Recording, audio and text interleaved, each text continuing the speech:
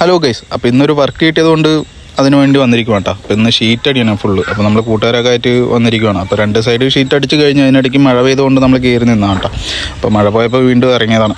അപ്പോൾ നമ്മൾ ഇത് ഷീറ്റൊക്കെ അടിച്ച് വെച്ചിട്ടുണ്ട്, കഴിക്കാൻ പോവാണ് കേട്ടോ. അപ്പോൾ ഇതാണ് നമ്മൾ കഴിക്കാൻ വന്ന ഹോട്ടൽ. അങ്ങനെ ഫുഡൊക്കെ കഴിച്ച് നമ്മൾ ഇറങ്ങി തിരിച്ച് സൈറ്റിൽ വന്ന് കുറച്ച് നേരം റെസ്റ്റ് എടുക്കുവാണ് കേട്ടോ. അപ്പോൾ അതേ എല്ലാവരും റെസ്റ്റിലാണ്. അങ്ങനെ ഉച്ചക്കത്തെ ഫുഡടിയൊക്കെ കഴിഞ്ഞ് ജോലിക്ക് കയറാൻ പോകണം.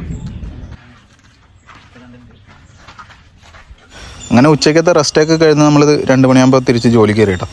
അപ്പോൾ പൈപ്പ് കട്ട് ചെയ്യാൻ വേണ്ടി കയറിയതാണ് അതിൻ്റെ മുകളിൽ. അപ്പോൾ അവർ രണ്ടുപേരാണ് നമ്മുടെ മെയിൻ പണിക്കാർ. കണ്ടില്ലേ, ഷീറ്റ് നമ്മൾ സൈഡൊക്കെ അടിച്ചിട്ടുണ്ട്. ഇനി ഇതിൻ്റെ മുകളിലോട്ട് ജോയിൻ്റ് അടിക്കണം, മേലെയും ഷീറ്റൊക്കെ അടിക്കാനുണ്ട്. അപ്പോൾ ബാക്കിൽ നമ്മൾ ഷീറ്റ് അടിക്കാൻ വേണ്ടിയിട്ട് അതിന് മുന്നേ പൈപ്പ് കട്ട് ചെയ്യാൻ വേണ്ടി കയറിയിരിക്കുവാണ് കേട്ടോ. ഈ കയറി നിൽക്കുന്നവനാണ് കേട്ടോ നമ്മുടെ മെയിൻ പണിക്കാരൻ. അവൻ അതിസാഹസികമായിട്ടൊക്കെയാണ് കയറി നിന്ന് കട്ട് ചെയ്യുന്നത്. അങ്ങനെ സമയം 4 മണി ആയതുകൊണ്ട് തന്നെ നമ്മൾ ചായ കുടിക്കാൻ പോവാണ് കേട്ടോ. അതിനിടയ്ക്ക് മഴ ഒരു വില്ലനായതുകൊണ്ട് നമ്മൾ കുറേ നേരം കയറി നിന്നട്ടോ. അപ്പോൾ നമ്മൾ ചായ കുടിക്കാൻ വന്ന സ്ഥലം അടിപൊളിയായിരുന്നു.